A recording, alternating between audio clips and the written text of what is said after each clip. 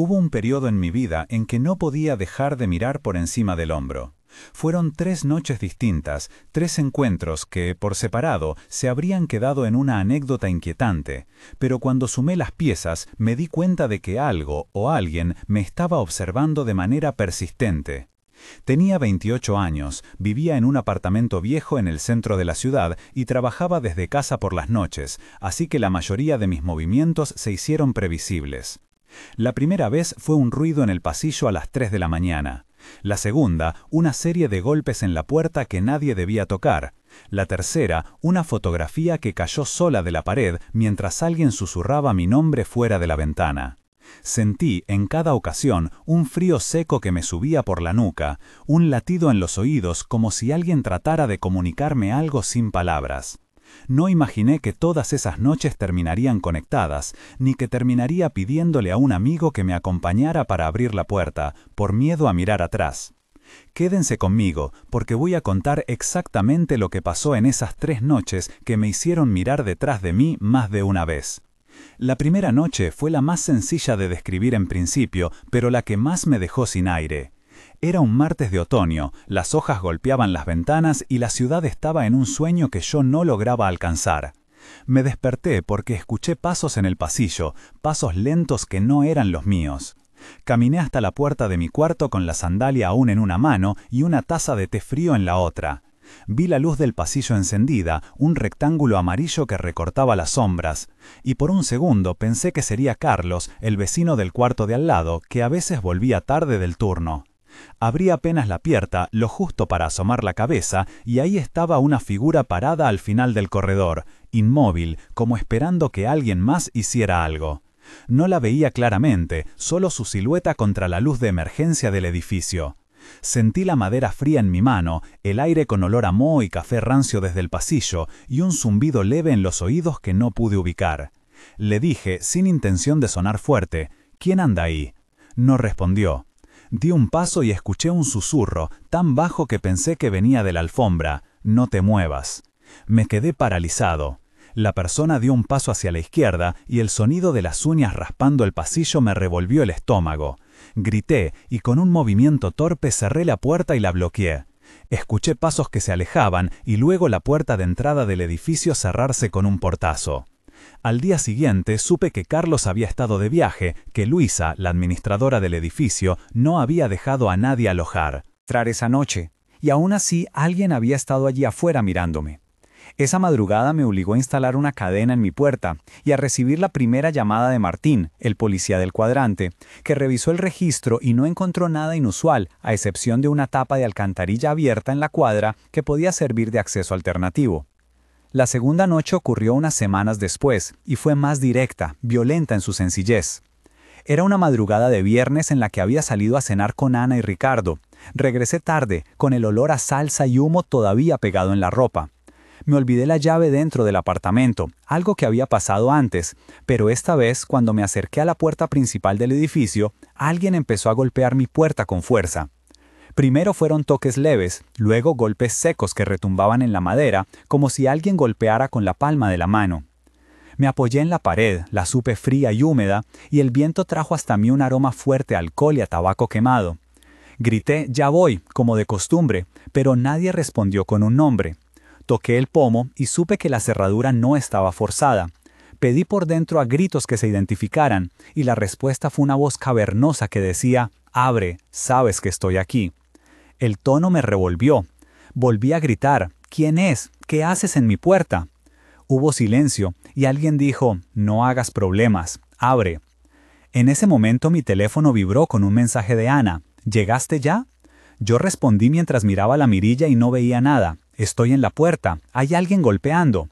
Ana respondió, «No entres en pánico, llama a Martín». Llamé a Martín y escuché a través de la línea una voz profesional que me preguntaba si había descripciones físicas. Mientras hablaba, el golpe se intensificó. Alguien empezó a hablar un nombre que no era mío, que no era el de ningún vecino.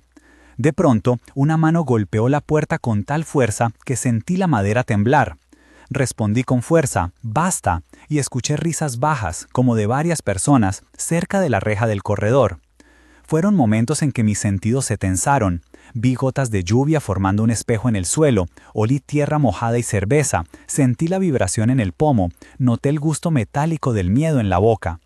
Martín llegó en menos de 10 minutos con Javier, el paramédico del sector, y con Luisa. Se dispusieron a pedir que la persona se identificara, y de la mirilla llegó una voz que dijo, «Es solo una broma», antes de correr. Al revisar las cámaras del edificio Alves y la cámara del local de la esquina, vimos una sombra que volvió la cabeza hacia la cámara como si supiera que la miraban. Esa noche nos quedamos hablando en la sala, con puertas cerradas y una radio encendida que transmitía ruido de fondo. Para evitar el silencio absoluto. La tercera noche fue la más surrealista, la que me hizo cuestionar si lo que me estaba ocurriendo era cruzar una línea hacia lo irracional. Había tenido una pelea con mi hermana Elena unas semanas antes, por cosas viejas, y esa noche estaba empastelado en trabajo, rodeado de papeles y fotos antiguas. En mi sala había una foto enmarcada de mis padres en la playa, una imagen que siempre me daba cierta calma. Eran las 2 de la mañana cuando la foto cayó sola al suelo, con un ruido seco que me cortó el aliento. Levanté la foto con manos que temblaban, sentí el borde del vidrio frío y un poco de cristal cortándome la punta del dedo. Miré por la ventana y vi una sombra parada al otro lado de la calle, bajo la farola. Al principio pensé que era Ricardo, que a veces se quedaba fuera fumando, pero la figura no se movía. Me acerqué y alguien susurró mi nombre, no desde la calle, sino desde el otro lado de la ventana, como si alguien hablara al oído de la calle misma.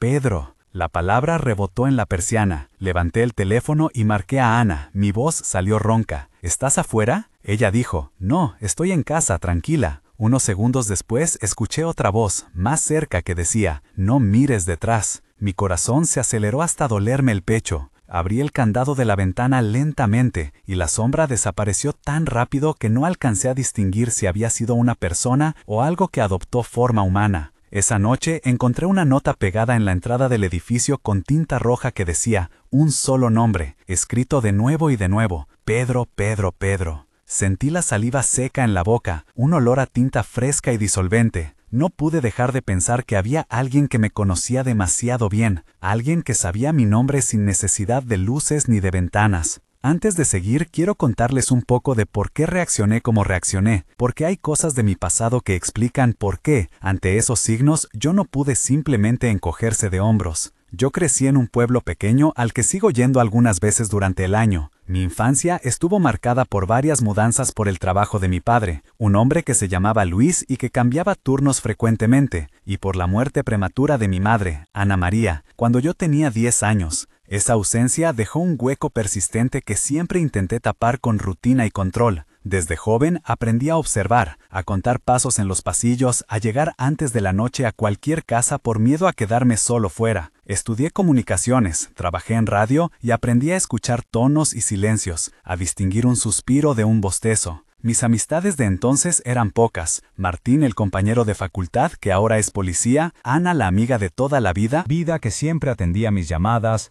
Ricardo, que me enseñó a cocinar para distraerme, Elena, mi hermana, con la que discutía por viejas heridas, y Carlos, el vecino, que me prestó una caja de herramientas una vez. Teniendo esa historia, la soledad me parecía más peligrosa que la compañía forzada. Perdí la confianza en el azar cuando a los 14 años una persona desconocida me siguió a casa desde la estación durante semanas.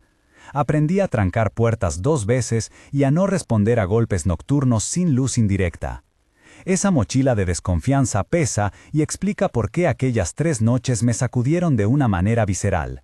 No era solo miedo puesto en el vacío, eran ecos de un pasado donde la incertidumbre no había tenido resolución. Volviendo a los hechos, recuerdo el momento en que todo se volvió mucho más serio y el que podría llamarse el clímax de la serie de encuentros. Fue la noche después de que la foto cayera, cuando decidí que ya no bastaba con cadenas y llamadas. Quedé con Ana y con Ricardo para que se quedaran en mi departamento. Les pedí que trajeran sacos de dormir, linternas y una cámara pequeña que Luis me había prestado. La idea era simple: si algo regresaba, tendríamos testigos. Era una decisión impulsada por el miedo y por un deseo de confrontar lo que fuese. A medianoche el complejo estaba en silencio y la luz de la calle dibujaba sombras largas en el pasillo. Escuché un roce leve en la puerta de entrada y vi por la mirilla una figura que parecía estudiar el boceto de los nombres pegados en la entrada. Abrí la puerta con la cadena puesta y hablé en voz alta. Estoy con gente, no te metas. No hubo respuesta al principio, solo un arrastre de hojas en la lluvia. Luego una voz femenina dijo, «Sabemos que estás solo». Ana se pegó a mi espalda y dijo en voz baja, «Tranquilo, estamos aquí». La voz repitió, «No tienes por qué temer, solo queremos hablar». Sentí el aire húmedo en la cara y un olor a tierra mezclado con perfume barato. Abrí la puerta un poco más y vi a una mujer de mediana edad, con el cabello recogido y ojos líquidos, que sostuvo una bolsa de plástico con algo que olía a pan y a jabón. Hablamos. Las conversaciones fueron tensas y en varios momentos parecía que la mujer se comunicaba con otra persona por un auricular diminuto. Hubo un instante en que ella preguntó por mi madre, por mi trabajo, por nombres de amigos, y cuando dije Elena, su rostro cambió. Intercambiamos varias réplicas que ahora recuerdo como si fueran latidos. «¿Qué haces en el edificio?», dije yo. «Vengo a buscar algo que me pertenece», contestó ella. «¿Qué te pertenece?» «Recuerdos». «No sé de qué hablas. Sabes más de lo que dices. Si eres una vecina, preséntate. Me llamo Marta». «¿Marta qué?» «Marta Ruiz. No te conozco». «Lo sé». Fueron 7 intercambios en total, en los que Marta respondía con la mitad de sus palabras. Según mi sensación, fue un round hard en el que la mujer arriesgó todo en un amor. Ana cerraba la ventana. Estuve pensando mucho tiempo en eso, en ataque o en defensa, en una respuesta pasiva o activa a un vínculo. Al corro tenía sentido, pero quería encontrar una batalla, quería intervenir. Con tiempo y en viaje a Maninari, regresé con toda una semana para reflexionar. Una semana que termina en una fecha tan ansiosa, en Halloween. Los que cada respuesta parecía abrir una herida. La tensión creció cuando de pronto Marta empujó la puerta con un movimiento que me hizo perder el equilibrio. Ricardo saltó y la empujó de vuelta. Ana gritó el nombre de Martín, que ya estaba entrando por el portón principal. Y en medio del forcejeo, la bolsa cayó mostrando dentro una serie de fotografías mías que nunca había visto. Imágenes de mis idas y venidas, de marcas en la puerta, de la esquina donde paraba mi bus, todo en un surtido siniestro. Sentí náuseas, el olor a papel viejo y tinta húmeda me golpeó la cara, y supe que aquello iba más allá de una broma. Martín habló claro y calmado, pidiendo identidad y explicando que procedería a identificar sus cosas. Marta habló rápido en un hilo de palabras inconexas y finalmente dijo algo que me heló. Yo la busco a ella. No supimos a quién se refería. Al final la policía se la llevó porque tenía antecedentes por allanamiento y por alteración del orden, pero cuando revisaron sus pertenencias no hallaron documentos que la conectaran conmigo. Esa noche nos quedamos en vela hasta que amaneció, y mi apartamento, que antes me había parecido seguro, quedó invadido por la sensación de que alguien había cruzado mi umbral de maneras que no terminaban en el forcejeo físico, sino en la apropiación de mis gestos y de mis nombres. Tras esos episodios vinieron las medidas prácticas. Llamé a la policía por tercera vez y presenté una denuncia formal. El procedimiento policial fue el típico, pero al mismo tiempo dejó una sensación de distancia con lo que yo estaba viviendo. Los agentes tomaron declaraciones, recogieron las fotografías y revisaron las cámaras de seguridad. La descripción técnica del procedimiento que realizó la brigada fue clara. Se realizó una consta de hechos, se registraron huellas en la puerta principal y laterales, se recabaron imágenes de cámaras públicas y privadas y se remitieron materiales a la unidad de revisión documental para cotejo de identidad. También se dejó constancia de alteraciones en la cerradura, sin indicios de violencia extrema. Todo ese proceso me pareció eficiente pero frío, con una formalidad que no siempre conecta con el miedo que queda después. Los peritos forenses hicieron pruebas de huellas y cotejo de las fotos, y la policía municipal abrió una ficha de seguimiento para el edificio, asignando a Martín como contacto. Luis, mi padre, llamó desde el pueblo, preocupado, y Elena vino a quedarse conmigo por varios días hasta que todo se normalizara. El perito asignado, el doctor Morales, pidió que no tocáramos más las pruebas, que las fotografías se embalasen en bolsas selladas y que yo rellenara un formulario con los lugares por donde suelo andar y con nombres de personas que podrían tener interés en mi vida. Aquello que describí como la descripción técnica ocupa alrededor de 300 palabras en el informe, pero lo resumo aquí en un párrafo. Los peritos documentaron la escena, fotografiaron cada elemento, aplicaron reactivos para detección de huellas latentes en marcos y pomos y remitieron rasgos de escritura de la nota hallada al laboratorio para cotejo grafológico. Se dejó registro fotográfico de las huellas dactilares, de las fibras recogidas en la entrada y de cualquier material biológico.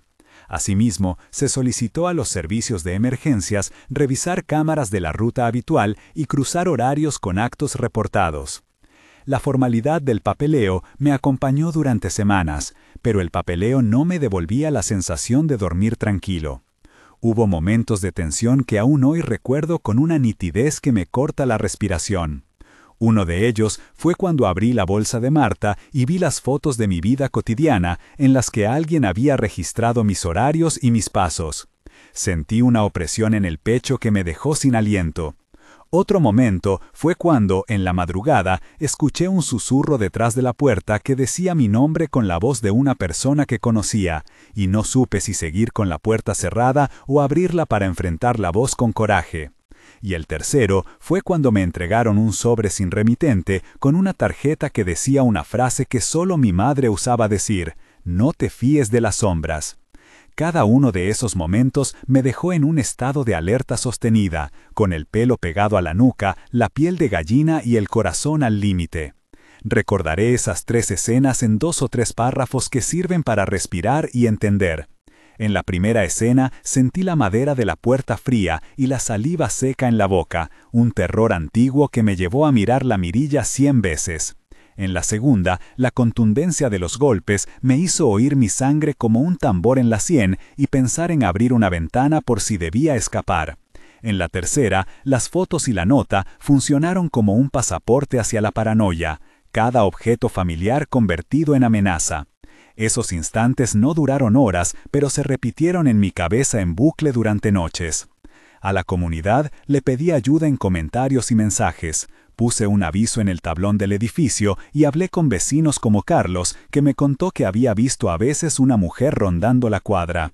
Hablé con Luisa, la administradora, que prometió aumentar la ronda de vigilancia, y con Elena, que insistía en que me mudara por un tiempo. Puse un mensaje en el grupo de vecinos pidiendo que reportaran cualquier presencia extraña y recibí respuestas de gente que decía haber sentido lo mismo en otros edificios. Fue ahí cuando entendí que no era un caso aislado.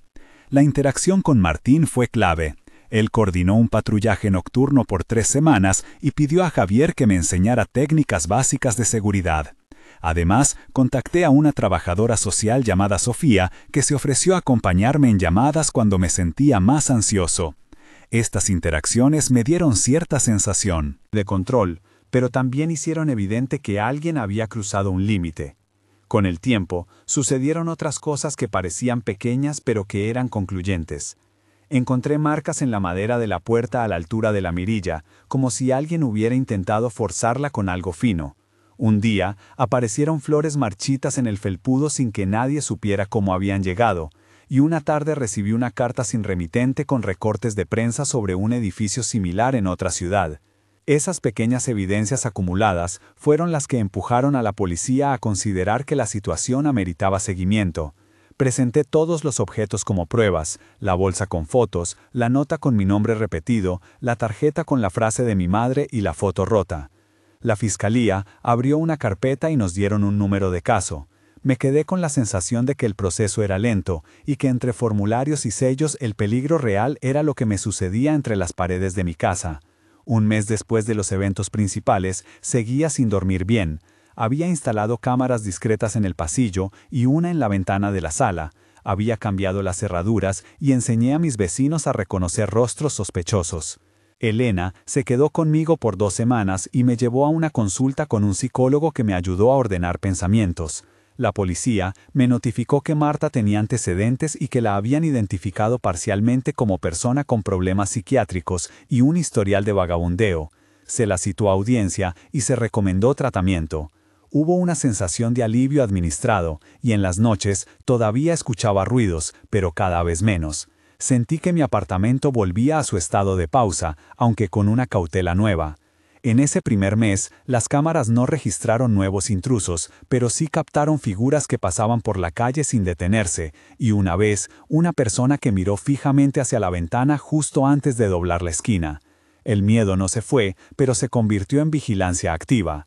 A los 3 meses, las cosas cambiaron de forma más definitiva.